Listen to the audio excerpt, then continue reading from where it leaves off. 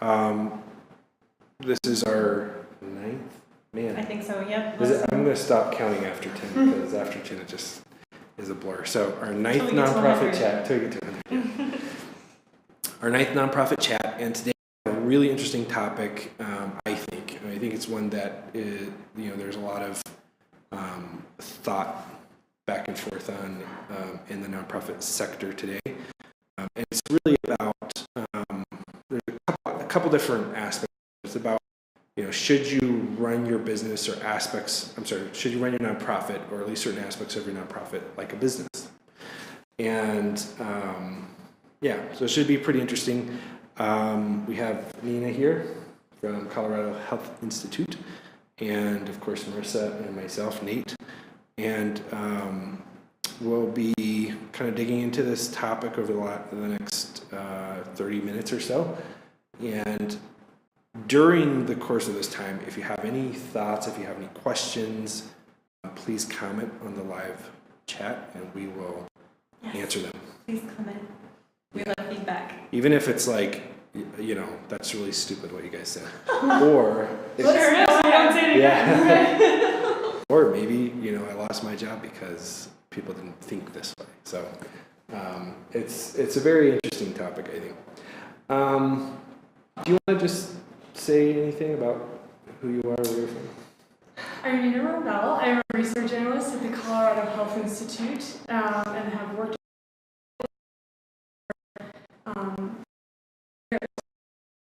influence different styles and the challenges that come from needing to meet funders' needs. Nice. Thank you. Yeah. Thanks for joining us. Yeah, thanks for having me.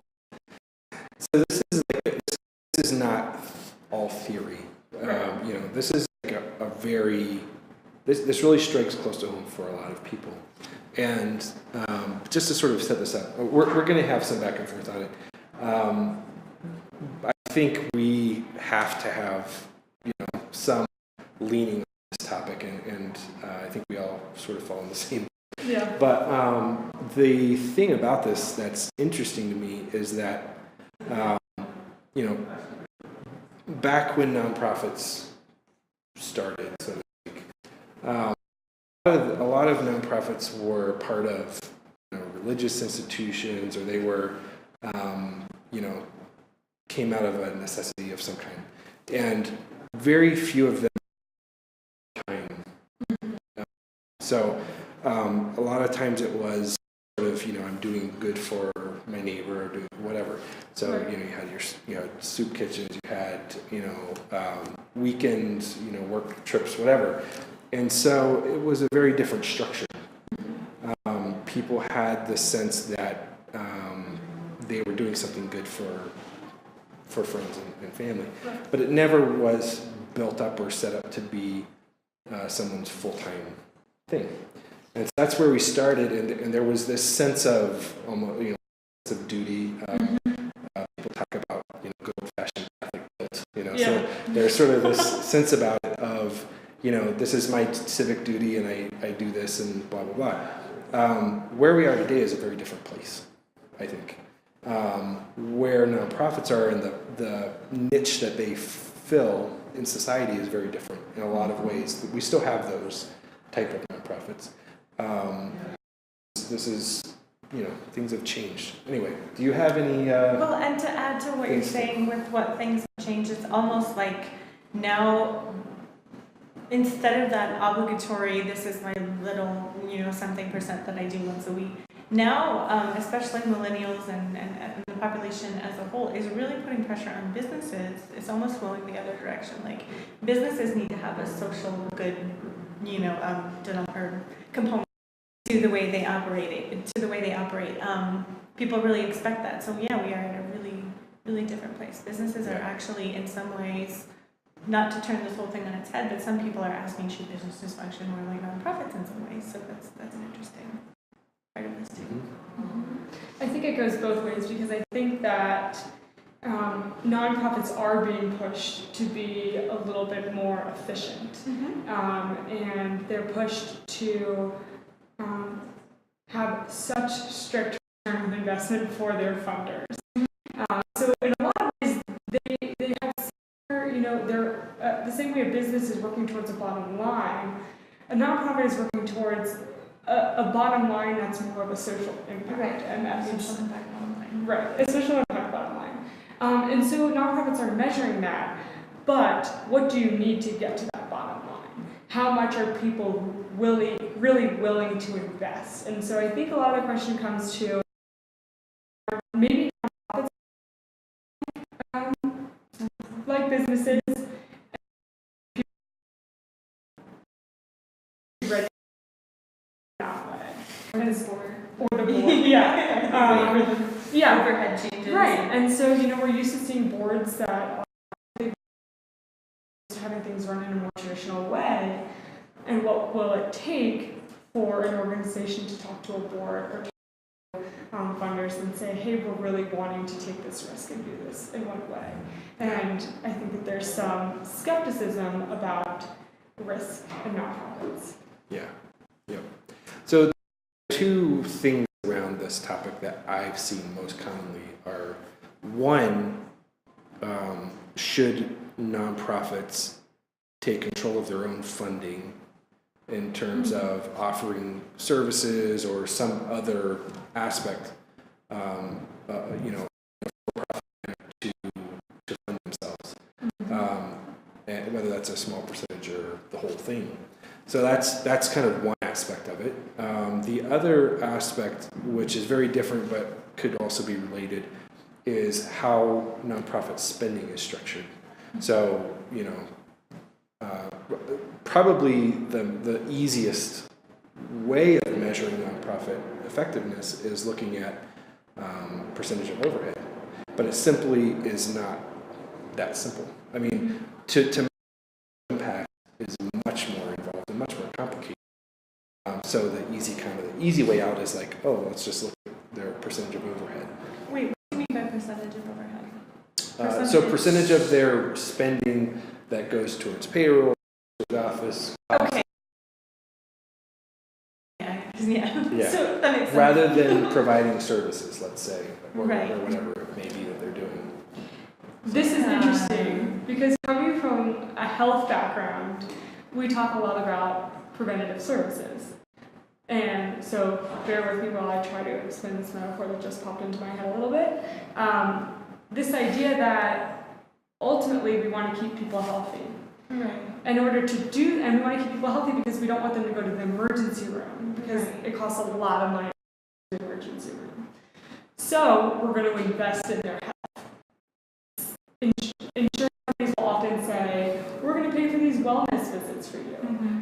With the Affordable Care Act, everyone has wellness visits, or some big companies will have wellness plans.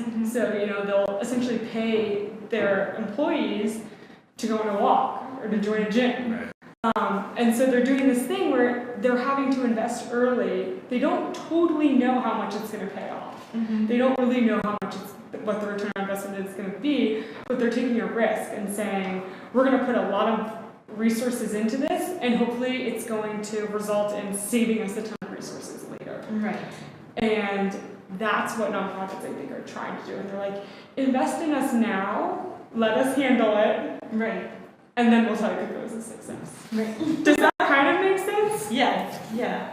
Yeah, I definitely think so, and that's a big risk. For some reason, people feel that's a big risk. Yeah. They don't think that in the for-profit sector for some reason. Yeah. For some reason, they're willing to invest in a startup. And 5 or 6 years it will. Yeah. But yeah. That Weston on the, I have no idea, with Tamarki blog that he blogs about this, he's very much against, I shouldn't say that. He really doesn't think it's realistic for nonprofits to do business, and he has reasons.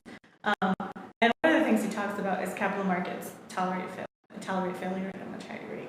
I'm not really sure why that I don't quite understand why that definitely plays The question out. is why?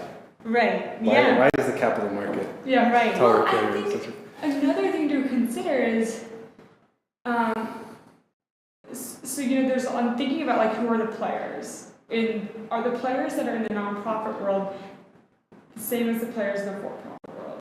Are the same that motivate people in the for-profit world, the same thing that motivates people in the nonprofit are different. Right. That think is to a true, degree but they are, and that's what I Sumac. think that there is Yeah. a convergence of that Okay. to some. Because earlier, millennials and younger are more concerned about causes, causes, and so they want businesses to think about their social impact as well as their profit. And so I think that there is some convergence of that. Businesses are realizing that they're going to have to invest a higher percentage of their towards, whatever, than they once did. Right. when they But was- are businesses, and this is a little bit of a devil's advocate question, are businesses just investing in these feel-good causes to help their bottom line?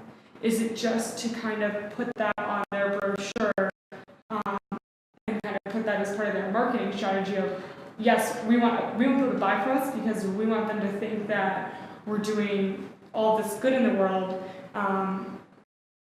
so we're going to have a fundraiser Right, a once a cause. year. Right. Yeah. Does it matter? Well, Yeah, it doesn't matter. doesn't- Ultimately, the money goes to the right place. If that's where they're being pushed I- because that's what society cares about, that Yeah. says something a lot about society. Like Yeah. if they're being pushed Totally. to do that, maybe Good they're Because I'm sure there's quite a mixture of that. Because there's some people have complaints against cause marketing Yeah, because they say it's disingenuous.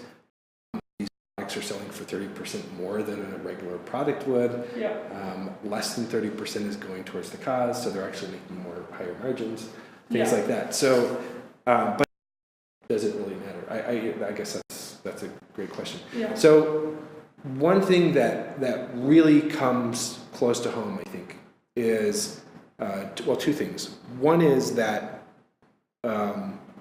to expect the overhead of nonprofits to stay artificially low Yeah. in comparison to a for-profit company is to expect that the same level of talent will always be retained, that the same level of innovation will always be maintained. In other words, we're not allowing for the growth. So for someone to take the nonprofit job in experience, to grow in knowledge, to grow. If their career is on that means they're going to grow out of them eventually if we are to maintain these levels of overhead. The other aspect to it is that it is completely ignoring of investment, investing in growth, investing in fundraising, investing in those sort of things. So you think someone can grow out of a nonprofit? Well, if the expectation is that this nonprofit, for instance, Right.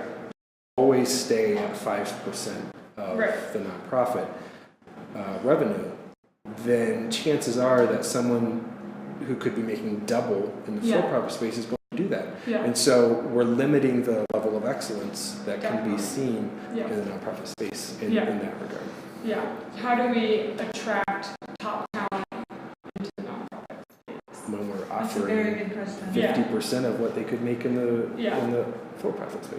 Yeah, I think that's, and that's why I think it attracts, I think some of the incentives are a little different for people in the nonprofit world versus in the business world. And the things that nonprofits can offer are different. So a nonprofit might be able to offer you a little bit more off the bat before you're kind of into a manager role or something. But they might not be able to offer you that extra $20K that you wouldn't be getting. But should it be that way? That's the question. Because what today Right. and how nonprofits have to be Right. because of the way things are. Yeah, The They question is, should it be that way? Right. You look at these drug companies, for instance, Yeah. who they could 10 years ago have made heat resistant vaccines and things like that, Yeah. but there was no money in it. Right. And nobody cared until the Gates Foundation threw money at it and said, Yeah. hey, we need to innovate on this, Yeah. and that brought in some of the smartest people into the space, Yeah. and why not? Why didn't we go there first? I think that the nonprofit world would benefit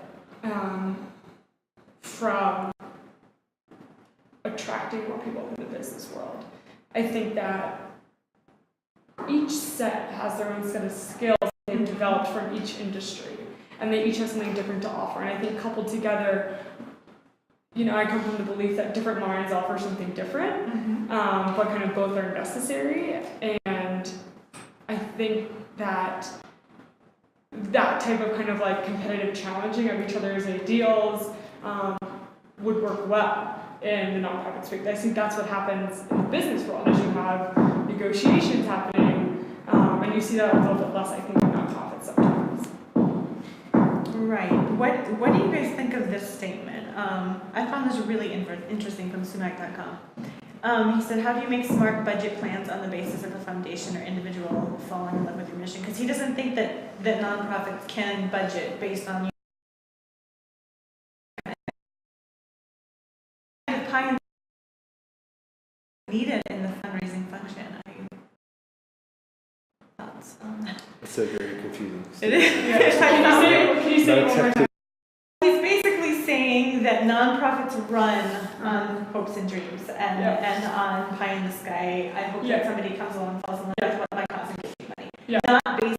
There's no sort of service or product or any sort of business or market research component to the nonprofit. It's all just hopes and dreams. But that's ultimately, honestly, there's a high level of burnout because of that.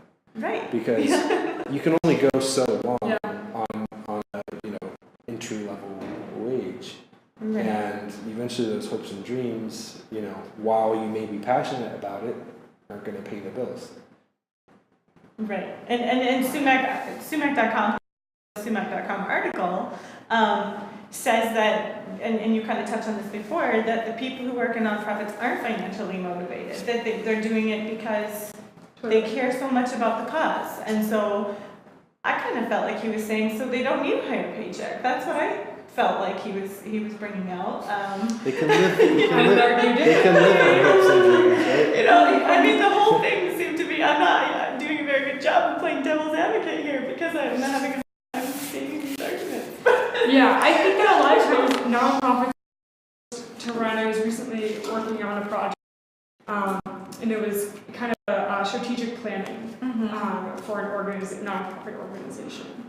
And it's really hard to come up with a vision, mission statement when you don't know when you haven't secured funding for 5 years. But you kind of have to, right, and so a lot of it is under the assumption that we have funding, what will this look like? And I think that stress on the organization and the sustainability will burn out. And I think that's why a lot of organizations they almost don't have time to have, to make grand plans. They are fighting for the day-to-day to survive. They're fighting to get that next grant, and once they get that grant, they're working really hard on it, and then they're working for the next grant. There's not always this time and energy devoted to a more long-term goal. Yeah. So I think that's a big difference in the nonprofit world, is you can kind of go year to year, month. People go year to year, month to month, especially for some of the smaller, less established ones. I mean, I think a lot of startups can probably relate to that too. Yeah. Until they get their first, major funding round, and then they, a lot of times innovation can, grow exponentially because of the fact that you're not worrying about bringing that funding in the door. Right. So a couple practical things, I think. One is that I think, my personal opinion is that we need to change public opinion. And that's going to happen very, very slowly, and we all know that. So in the meantime, to allow them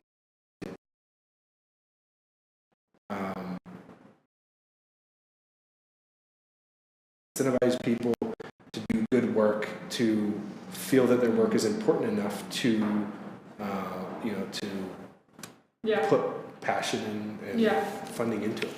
Right, so when we're talking about running a business, my question is, are we talking more about, are we trying to convince the government and the whoever writes funds that it's okay to have overhead, or are we adding a sort of cause marketing component to? So businesses nonprofits, are or what? funded two different ways. Right. One is by services that they sell and offer, Mhm. and the other is by investment funding. Right, And so I think it's similar. I see If you're what going to you're run a nonprofit like a business, you either need to get someone to invest in your cause, Mhm. or you need to offer a product or service that brings Yeah. income into your. So we're doing both, we're persuading investors, or offering a marketable component to our nonprofit. Those are options. Yeah. Right, I mean, I don't think right. I don't think every both are nonprofit going has to work both. for Can do all, both, right? right, So, yeah. That's a really good question. I think that nonprofits that are sometimes structured more like a business attract more business type people. I think some people also choose to go work in the nonprofit sector because of kind of less tangible things like flexible work hours, time off, this kind of feel-good feeling that they have when they leave work every day. They don't have a lot of times at a lot of kegs in the office and all these other things. Someone said to me, you see a lot of these really big companies trying to make people's work really fun because they don't leave work every day being like, wow, I made the world a better place always. Right. So they have to work hard to there. Yeah. And so in a nonprofit, you might be getting that a little bit more intrinsically. And so I think what they're offering is really this feel-good component. And they're offering a lot of professional development skills, I think, to younger employees. In a nonprofit, you have a ton of hats because you're not always hiring for every single position. Right. Small business. So, yeah, you're running a small business. And so I think that it gives people the opportunity to kind of explore different facets. It gives them the opportunity to explore communications and explore research. So I think that's how it attracts a lot of younger folks. I think holding on to them as they grow and develop, like you said, is really hard and a really big challenge. I think it's hard to sometimes support a family and buy a house living on one nonprofit salary. Right. Yeah. I think It's easier for younger people to be. Doesn't matter. Yeah. And then they start growing their family and Yeah. realizing they have to pay the rent. it sort of does matter. Maybe. So there's a couple of things, though, I think that kind of that cause nonprofits to fall out of this business model. One is that sometimes nonprofits are structured that every decision is made by a board, which is horribly ineffective. Yeah. The other is that so if your leadership is strong, they have strong, and they have a business mind. What we do tomorrow matters. Yep. It doesn't just have to happen sometime in the next 5 years. Yeah. We have a goal and we're going to hit that goal. Yeah. That mindset does actually attract better people. Yes. It attracts more funding. Yep. Because people see that you're being effective at your cause. Yeah. So that some people get unrestricted funds, some offer services, some get investments who believe in their cause. What's really interesting, and I've heard a lot of people say, so probably, and forgive me if you hate Charity Water, you maybe should stop listening. But we talk about Charity Water all the time. But for whatever reason, who knows. But one of their models is that your donation, none of it goes to overhead. Yeah. Now, a lot of people say I have a big problem with that because that's unrealistic. Yeah. But actually what they do is they have funders who fund their overhead 100%, Yeah. and they have funders who fund. And so if you look at their balance sheet, $15 million of donations goes to their overhead, fundraising and all Yeah. that sort of thing, and 35 billion or whatever goes toward their projects. Mm-hmm. So it's not that they don't have overhead, Yeah. obviously. They've just separated the funding of the two. Yeah, but I think that you hit a really good point that in the business world there's deadlines and there is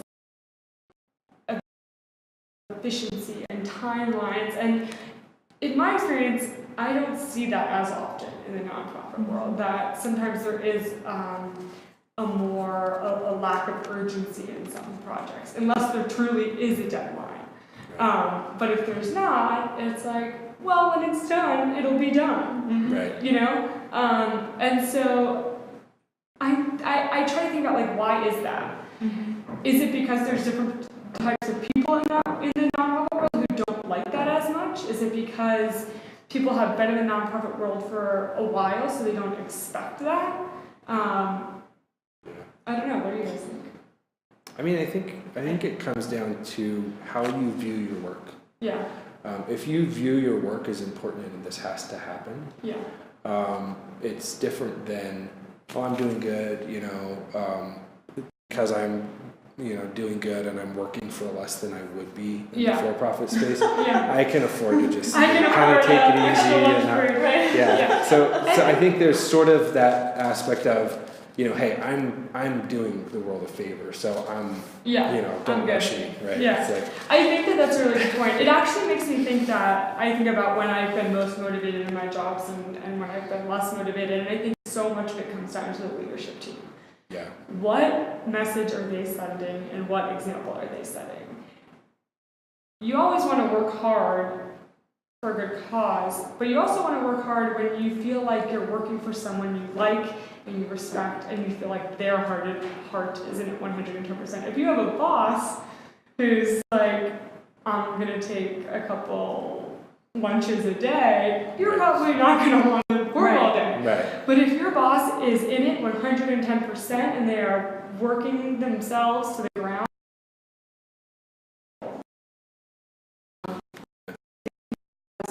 one of I worked hard with, I worked less hard.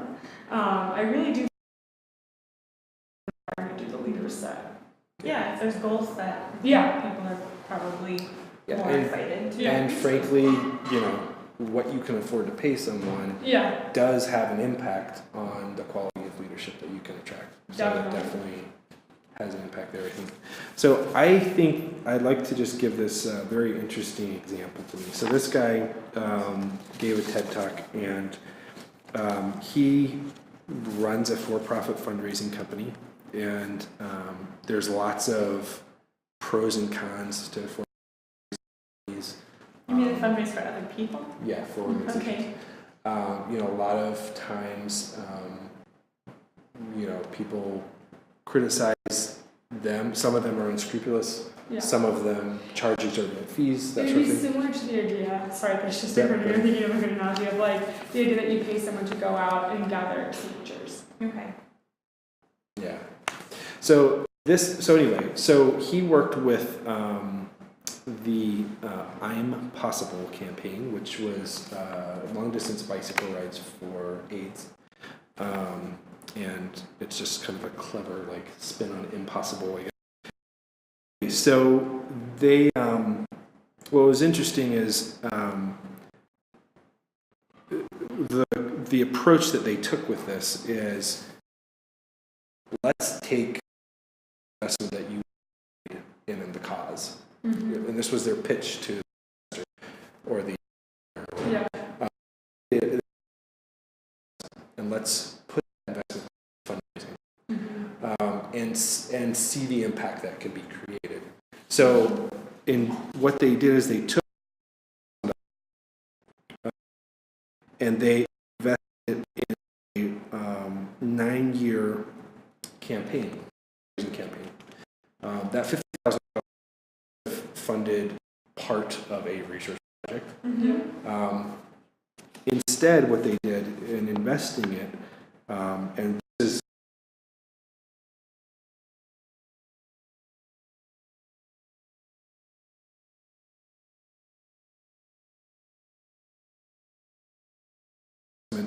they multiplied that to $108 million via a fundraising campaign. Could have taken $50 million and said, and measuring the overhead, said, I donated this to the cause, you know, and 5% of it went to overhead. They invested the whole thing in fundraising efforts. They returned $108 fundraising over that course of that. $108 million in fundraising over the next 9 years, which funds thousands of research projects. And a lot of times nonprofits have this sense of we can't invest in anything. Our job is to take money that we beg and borrow, and steal, and scrimp and save and pinch pennies and do as little as possible of overhead with it. And so they don't have the tools that they need technology-wise. They don't have the staff resources that they need. The reach that they need to national full-page ads, social media campaigns, mindset to look at that and think, I'm going to take this $50,000 and turn it to $108 million. Right, that isn't. And that feels like a win for everyone. Right? How do we convince, how do we kind of tell that story? You know, it's almost like one of these like you were saying, it's how do we convince people that it's worth taking? So the sad part of the story is that they ran that campaign successfully. They went on to run another campaign with a seed funding of $350,000. In 5 years, they raised $194 million. But their overhead costs in raising that, volunteers, events, staff, was around 40%. Who cares, right? I mean, we're taking $350 million, $1,000, and turning it into $190 million. Who cares? But the other donors of the organization said 40% is too high of an overhead. They fired the fundraising event company. The next year. But why is that even considered? The next year, they're by 84%. But the overhead was lower, right? Right. So it was a win. And it's untraditional. It's untraditional. Maybe we've talked about this idea that nonprofits sometimes in your seat, 9 to 5, where a for-profit company might give you a little bit more leeway. There's not as much like designated PTO days. It's you take your time when you need it, but you're expected to get your job done. And there's a little bit more innovation, and maybe that's because they can afford it, and nonprofits have a harder time of affording the risk. And it's a mindset, though. I mean, it's an incorrect mindset. So he says we've been taught that the bake sale with 5% overhead that raises $200 is superior to the fundraising outfit that has a 40% overhead but raises millions of dollars. Right. And it's true. It's absolutely true. One other thing that I would like to just point out: when the nonprofits I've seen that are the most successful have one person driving it, and they believe in the cause, they have a vision, they're driving it. When nonprofit managers become so controlling over the nonprofit that, so we worked with a nonprofit that unfortunately went under because they lost their funding. They found ways to innovate. They found ways to earn income for services, but the grantor would not let them keep the funds that they earned because they were controlled, for whatever reason. Because who knows? But because, so if they charged for something, they had to give that money part of their deal. They have to give it back? Yeah. So the grantor was insistent that what we give you is your budget. If you earn any money, it comes back to us. I don't So understand that. It seems grantors being exceptionally greedy and Yeah. so grantors oddly opportunistic. the grant, Yeah. grantors can be controlling in the terms of their, Yeah. I think that kind of goes back to the or figure. Because there's no way that the CEO or executive director of that organization didn't show frustration in the office from a board that was Oh, yeah. challenging his idea, Yeah. his or her ideas. Mm-hmm. and frankly, a lot of nonprofits are leaderless because unfortunately, boards are notoriously laxative.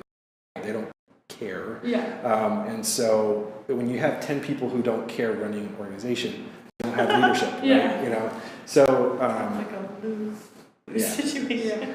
So I don't know. So I think we're kind of at the end of our time, but Thanks for having I think me. we've talked about a lot of different things. I don't know if we've given anybody anything good to think about, but the things that I would say are, people who are passionate about their cause, you need strong leadership in an organization.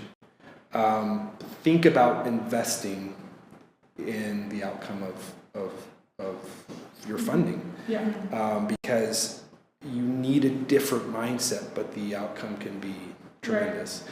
Examples like this one are great for donors and investors, and it's not going to happen overnight. So we're not going to change public opinion overnight, but it is something that we need to have consideration of.